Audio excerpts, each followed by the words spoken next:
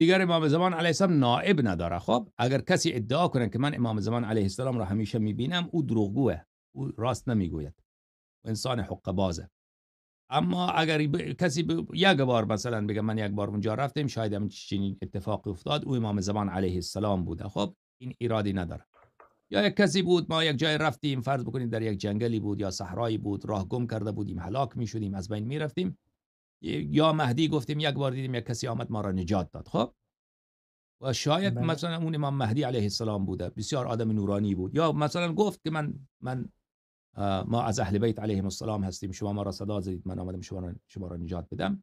یعنی بعدا ما متوجه شدیم که امام مهدی علیه السلام بوده. اینا دروغ نیست، اینا حقه.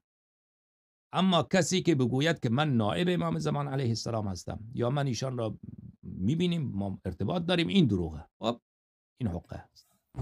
آها درسته، چون که بعضی هم آقای کافی هست هم چیز بعض دولت که میده خیلی مثلا نیش که 40 شب چهارشنبه بخوای مسجد سامیرا برم، مسجد سهله. نه مسجد سهله 40 شب چهارشنبه که آقای امام زمان میبینن و این چیزا خیلی درست است اینا که اینا بله توضیح بله میدن. درست. آها.